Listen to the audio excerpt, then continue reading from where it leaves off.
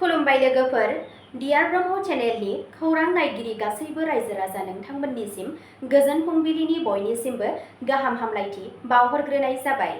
आं दिनै नोंथांमोननि सिगाङाव आरोबाव माखासे सानसेयारि खौरां लानानै फैबावलायबाय। आसा खालामो नोंथांमोनहा खौरांखौ खोनासंनानै मोजां मोनगोन। दिनैनि गाहाय रादाबफोराव दङ कच राजबंशी हानजाफोरा सरकारखौ एसटि रिपर्टखौ गोख्रै खालामनो खावलायो। एसामिस शर्ट फिल्म मुगा विन्स बेस्ट शर्ट जुरि एवार्ड 2025 खौ मोननो हादों। 2026 मायथाइनि आसाम एसेम्बलि बिसायख'थियाव बिपिएफआ मोन 20 मासि आवग्रिगोन। हाग्रामा महिलारि। आसामाव गोदान एएसटिसि गाहाय मावख'फोर आरो इलेक्ट्रिक बासफोरजों सोमखोर हान्थामेलाखौ बांहोयो। बिजेपिआ आसाम बिधान सभा बिसायख'थिनि थाखाय बिसायख'थि सामलायगिरि थिसनदों। Applications open for hospitality training for persons with disabilities. 9 बोसोर बैसोनि हिन्जावसाखौ जिनाहारि खालामनायनि दायाव 21 बोसोर बैसोनि लाइमोनखौ हमदों। दानिया फैदो आबुं रादाबाव। गिबि खौराङावनो दङ कच राजबंशी हानजाफोरा सरकारखौ एसटि रिपर्टखौ गोख्रै खालामनो खावलायो। अल कच राजबंशी फरायसा आफाद आरो जि कच राजबंशी आफादफोरनि थान्दैफोरा 14 दिसेम्बर खालि दिसपुराव ट्राइबेल एफेयार्स मिनिस्टारखौ लोगो हमदों। बिथांमोनहा सरकारखौ शेड्युल ट्राइब एसटि स्टेटास रिपर्टखौ फास्ट ट्रेक खालामनो खावलायो जाहाथे बेखौ थाबैनो गनायथिनि थाखाय गोदान दिल्लीसिम दैथायहरनो हायो। हानजाफोरा 2026 मायथाइनि आसाम बिधान सभा बिसायख'थिनि सिगां मोन 6 हारिफोरनो एसटिनि गनायथि लुबैदों। दैदेनगिरिफोरा बुङो दि बिथांमोनहा बावैसो सिगां सरकारनि मावफारियाफोरजों खावसे गोजोननाय मोनाखै आरो जेब्लासिम ट्राइबेल थामान होनाय जाया अब्लासिम गावसोरनि दाबिखौ नारसिनबाय थागोन। बिथांमोनहा थाबैनो मावफारिया लानो थाखाय national commission for scheduled tribes आरो मिरु ट्राइबेल एफेयार्स मिनिस्टार आरो मिरु एजेन्सिफोरनिसिम खौरां लानो थांखि लादों। नैथि खौराङाव दङ एसामिस सुंद' सावथुन मुगाया बेस्ट शर्ट जुरि एवार्ड 2025 खौ मोननो हादों। एसामिसनि सुंद' सावथुन मुगाया 14थि Mumbai shorts national film festival 2025 आव साबसिन शर्ट जुरि बान्था मोननो हादों। बेयो सावथुननि थाखाय मोनसे गेदेर जाफुंसारनाय, जायखौ मावख'आरि महरै 19थि गवा गुसुं सावथुन फोरबोनि थाखायबो सायख'नाय जादों आरो 18थि जयपुर हादोर गेजेरारि सावथुन फोरबोनि थाखाय मुं सायख'नाय जादों। ट्रिनब इन्टारटेनमेन्टजों बानायजानाय आरो हादोरारि बान्था मोनगिरि समुजल काश्यपजों दिथा होजानाय मुगाया शकुन्तलानि सल'खौ खिन्थायो, जाय मुगा रेशमनि थाखाय बावसोमनाय आरो गावनि बेरामि बिफाखौ जोथोन लाग्रा सासे लाइमोन सि दाग्रा, जेराव मेसिनाइजेशननि खैफोदजों मोगा-मोगि जानो गोनां जायो। बेनि सिगां बे सावथुना गुवाहाटीआव 9थि चलचित्र हादोरारि सावथुन फोरबोआव साबसिन सुजुगिरिनि बान्था मोननो हादोंमोन। थामथि खौराङाव दङ 2026 मायथाइनि आसाम एसेम्बलि बिसायख'थियाव बिपिएफआ मोन 20 मासि आवग्रिगोन। हाग्रामा महिलारि। हाग्रामा महिलारिनि दैदेननाय बड'लेण्ड पिपल्स फ्रन्ट बिपिएफआ फैबाय थानाय 2026 मायथाइनि बिसायख'थियाव मोन 20 मासि लानानै बिसायख'थि गेलेनो थियारि जादों। बिजेपिजों दैदेनजानाय एनडिएजों गोरोबनानै दोलोआ मोन 15 निफ्राय 20 बियाबाव बिसायख'थि गेलेनो सानथांखि खालामदों। मैया बाक्सा जिल्लानि बिपिएफनि आफादगिरि आरो बिटिसिनि गाहाय हाग्रामा महिलारिया आसाम माला बिथांखिनि सिङाव मोननै लामा बिथांखिनि लुफुंनाय हाबाफारियाव बाहागो लायो। जथुम्माखौ नोजोर होनानै महिलारि बिथाङा बुङो दि बिपिएफआ एनडिए गोरोबथा हान्जानि बाहागो महरै आसाम एसेम्बलि बिसायख'थियाव बाहागो लागोन।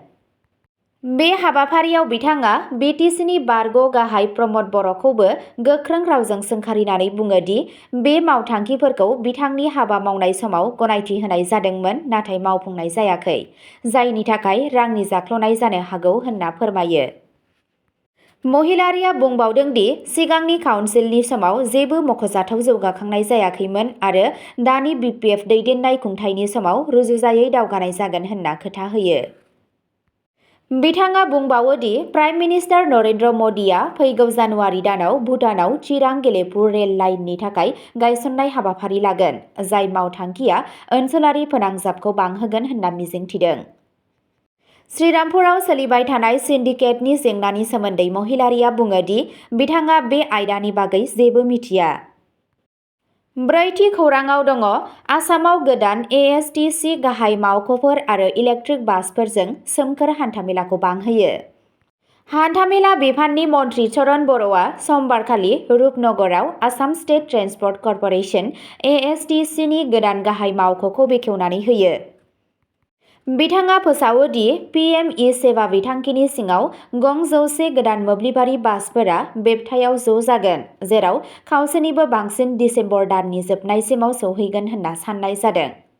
बेयो साखोन-सिखोन आरो साबसिन रायजोआरि हान्थामेला होगोन। बे बासफोरखौ हेफाजाब होनो थाखाय गासै आसामाव मोन 7 गोदान चार्जिं स्टेशन बानायनाय जागोन। सा-सानजा सीमा रेलवेजों मोनसे MOU जालुकबारियाव गोदान मुगानि इन्टारस्टेट बास टार्मिनेल ISBT लुफुंनायाव हेफाजाब होगोन। बेफोर हाबाफारिनि थांखिया सुंजाबथायखौ जौगाहोनाय, गुबुंले आबहावाखौ बाङाइ खालामनाय आरो रायजोनि सुबुंफोरनि थाखाय हान्थामेलाखौ बांहोनाय। बाथि खौराङाव दङ BJPआ आसाम बिधान सभा बिसायख'थिनि थाखाय बिसायख'थि सामलायगिरि थिसनदों। BJP दोलोआ फैगौ आसाम बिधान सभा बिसायख'थिनि थाखाय थियारि जानायखौ गोख्रों खालामनो थाखाय गोदान दैदेनगिरि थिसनदों। BJPनि माहारियारि लेङाइ आफादगिरि आरो संसद बैजयन्त पान्डाखौ आसामनि बिसायख'थि प्रभार महरै थिसननाय जादों। बिथाङा हादोरसायाव दोलोनि बिसायख'थि मावथांखि लानाय आरो सामलायनायनि बिबान थागोन। बिथांजों लोगोसे गागि दैदेनगिरि सुनील कुमार शर्मा, BJP MLA आरो जम्मु आरो काश्मीरनि बेरेखा दोलोनि दैदेनगिरि आरो बारग' मिरु मन्थ्रि दर्शना बेन जरदसखौ लोगो इनचार्ज महरै थिसननाय जादों। बे थिसनथायफोरखौ BJPनि हादोरारि आफादगिरि जगत प्रकाश नड्डाया फोसावो आरो थाबैनो गोहोम गोग्लैगोन। द'थि खौराङाव दङ applications open for hospitality training for persons with disabilities. बेंगुरा सुबुंफोरनि थाखाय हस्पिटेलिटी ट्रेनिं फोरोंथायनि थाखाय आर'जलाइखौ बेखेवनाय जाबाय। LIC HFL सार्थक मावथांखिनि सिङाव बेंगुरा सुबुंफोरनि थाखाय 6 दाननि आलासि जिरायथाय फोरोंथाय हाबाफारिनि थाखाय आर'जलाइखौ बेखेवनाय जाबाय। बे हाबाफारिखौ गेटवे इनस्टिट्युट अफ हटेल मेनेजमेन्टनि हेफाजाबजों खुंनाय जादों आरो बेखौ आसाम स्किल इउनिभार्सिटिजों फोरमान होनाय जागोन। बे फोरोंथायखौ आलासि सिबिथाय दारिमिनाव मोगथाङारि रोंगौथि आरो साख्रिनि सायाव नोजोर होनानै सोलोंथाय होनो थाखाय महर होनाय जादों। बेयो जथाय रोंगौथि जौगाहोनाय आरो समान सोलोंथायारि खाबुफोरनि सायाव गोसो होयो, जेराव बेंगुरा सुबुंफोरखौ फोथायथि दानायाव आरो खामानि नागिरनायाव मदद खालामो। सामलायगिरिफोरा बुंदों दि बे हाबाफारिनि गेजेरजों हटेल आरो बेजों सोमोन्दो गोनां सिबिथायफोराव बेंगुरा सुबुंफोरनि बाहागो लानायखौ बांहोगोन। गोसो गुदुं बिजाथिफोरखौ बे रोंगौथि जौगाथायनि खाबुखौ बाहायनो आरो मुलाम्फा लानो थाखाय थुलुंगा होनाय जायो। स्निथि खौराङाव दङ 9 बोसोर बैसोनि हिन्जावसाखौ जिनाहारि खालामनायनि दायाव 21 बोसोर बैसोनि लाइमोनखौ हमदों। त्रिपुरा पुलिसआ सेपाहिजाला जिल्लानि मधुपुर पुलिस थानानि सिङाव थानाय कमलासागर मियापारा ओनसोलाव सासे 9 बोसोर बैसोनि हिन्जावसाखौ जिनाहारि खालामनायनि दायाव 21 बोसोर बैसोनि रसेल मिया मुंनि सुबुंखौ खायो। हिन्जावसाया दायनिगिरिनि नसुंसेनि। पुलिसआ बुङो दि रसेलआ बिखौ अननाय आरो नंखाय खोथा होनानै गावनि न'आव फुस्लायनानै लाबोदों आरो उनाव आथोनारि सोमोन्दो लाखिदों। हिन्जावसाया गिबियाव सिरि थादोंमोन नाथाय उनाव बिमा-बिफानो खोन्थायो। बिथांमोनहा रबिबारनि सानजौफु समाव मधुपुर पुलिस थानायाव अजद होदों। पुलिसनि मोनसे हानजाया गोख्रैनो बिथांनि न'आव सिग्रोमो आरो बिखौ खायो। बिथांनि सायाव पक्स' एक्टनि सिङाव दाय जाबसिननाय जादों। दायनिगिरिखौ नायबिजिरनाया सोलिगासिनो दं। अब्ला दिनैनि खौराङा एसेनोसै। गोजोन्थों।